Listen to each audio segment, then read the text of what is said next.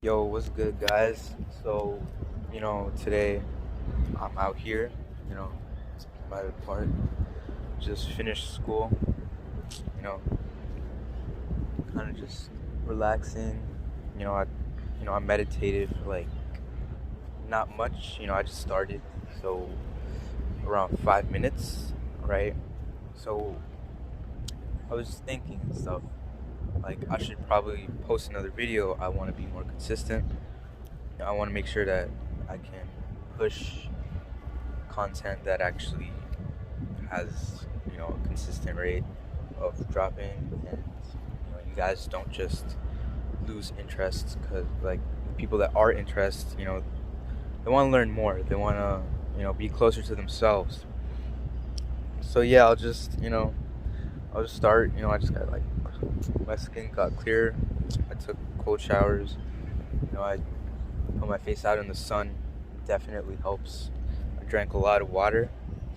All those things just help with getting better skin, and it worked for me because back like a few months ago I was getting like a lot of pimples and I just wasn't understanding why. I was like, what's the deal? So I was obviously eating a lot of unhealthy foods and stuff. I wasn't going out in the sun. I wasn't really taking care of myself, but I still have a few, but it's just hormones and stuff. So yeah, today we're just gonna be talking about like basically the differences between confidence and your ego. So obviously everybody knows when someone calls you out for having an ego, it's usually a bad thing. Or some people have low egos and they think everyone else is better than them. Then there's people with low confidence that they just they're not really on they're not really on their tasks. I'll say it like that. They're not really taking care of themselves. They're not doing what they need to do to make a better life. So basically, it starts with what the ego is, or yeah, I'll start with confidence. So confidence would be you. It's basically what you have for yourself, what you think about yourself, and usually you keep it to yourself, and it usually just has to do with you. So your confidence, if you have a low confidence, you're not really believing in yourself, you're not trying new things, and you're locking yourself to more, no, less. You're actually you're locking yourself to less than what you can actually do because you don't believe that you can do it, so you just don't even try. You don't give anything effort. You don't want to, and you feel like if you do, then you're gonna mess up. So that's confidence. It really doesn't have to do with anybody else. It's just you and what your purpose is and whether you're doing it or not and whether you believe that you can do it or not. So if you have a low confidence, like trying a new sport, right? If you have low confidence, then obviously, let's say basketball, right? If you think you're bad at it and you think like, oh, you're not good at it, right? Someone with low confidence would be like, oh, I can't do this. I'm just gonna keep it away. But if someone actually wants to do that and they actually have an interest in that and they're not that good, then obviously if they have high confidence, you're gonna start thinking about ways to get better at it. They're not just gonna give up. They're gonna put in all their work and they're gonna realize that a sport is a skill and they're gonna build their skill to become better. So that's confidence, right? You obviously would want higher confidence. There's not really a limit to how much you can have.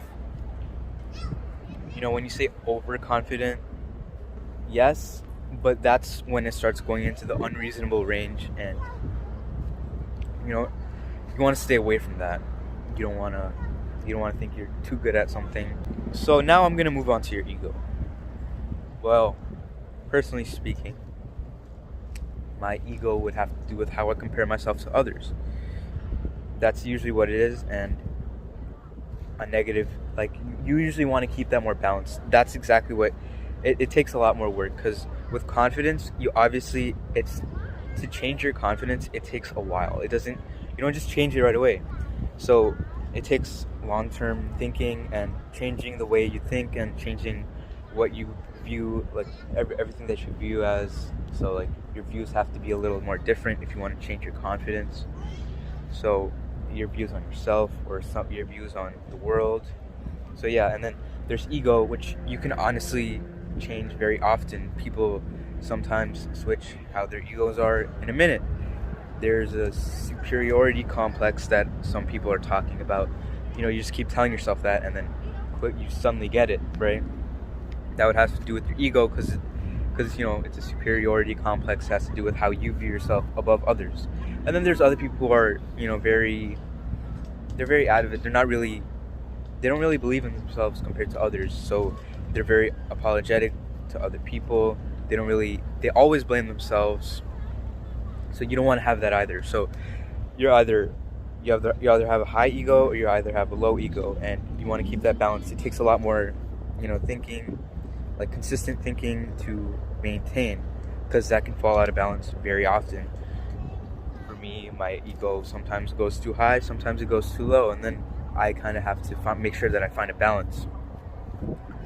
So yeah, that's the difference between the two. And although confidence, that takes a little more time than your ego, because you're keeping it to you usually keep your confidence more to yourself than compared to your ego, because everyone can read your ego. If you think you're better than someone else, and you really do believe that, then most of the time the other person can see that. And it's very common. You see people talking about other people's egos all the time.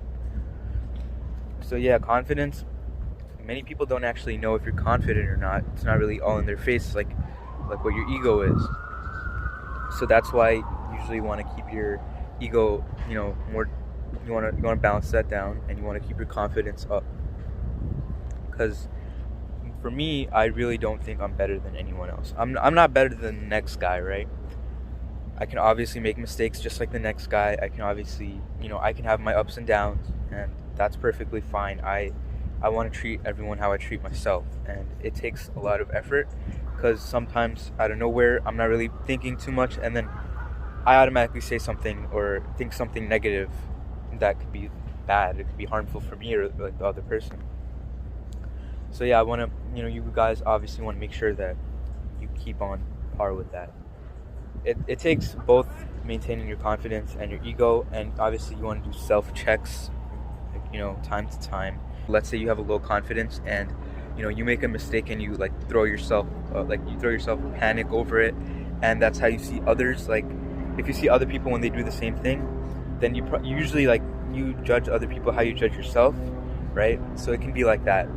Or let's say someone messes up and you're confident, you're like, oh, okay, your ego is the same as your confidence, it's connected, and you're like, oh, okay, that guy made a mistake, I make mistakes too, and he can definitely pick himself up. Then there's the high confidence and high ego, where you're doing well and you make a mistake and you don't really think too much of it. You're like, oh, I'm good, I'm way too good for this. And then when someone else makes a mistake, same mistake as you, you're like, oh, okay, that guy obviously isn't good at anything, or he's not good at whatever's given in an example.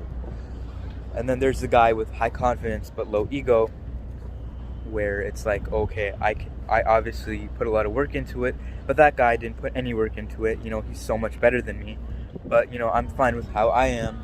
I just I wish I was better sometimes. You don't really beat yourself up over it, but you still think people are better than you sometimes, and you still apologize to them a lot. So yeah, maintaining it is important. You wanna pay attention to your thoughts. With your confidence, you obviously want to see whether you're trying new things, whether you're open to new things, whether you want to whether you trust yourself with whatever's given to you. And this connects to your social ability in some ways too, because if you're more confident, you can usually look people in the eye more often. And I found that as true, because over the summer I was having some trouble with my confidence, but when I was fixing my confidence and my ego and balancing them at the same time, I found that I could make eye contact with people even after not seeing them for months. So yeah, it's connected. But if I had a lower ego, obviously I would maybe have more trouble with that. So you want to usually connect your ego and confidence together. You want to make sure they're both balanced, because if one falls out of balance, then you automatically find trouble in your way. And sometimes if one falls out of balance, then the other falls out of balance as well, because people with low confidence also tend to have low egos, or they try to make themselves feel better with an ego, because some people have low confidence and they want to put other people down so they can feel like they're at the same level as so they can feel like everyone is at the same level as them. So with that, I hope you guys are taking care of yourselves, paying attention to who you are, and trying to become the best version of yourself, like I am. I'm out here in the sun. I'm out here enjoying time with myself, just with my thoughts, and trying to become the best person I can be. And I hope you guys are all doing well.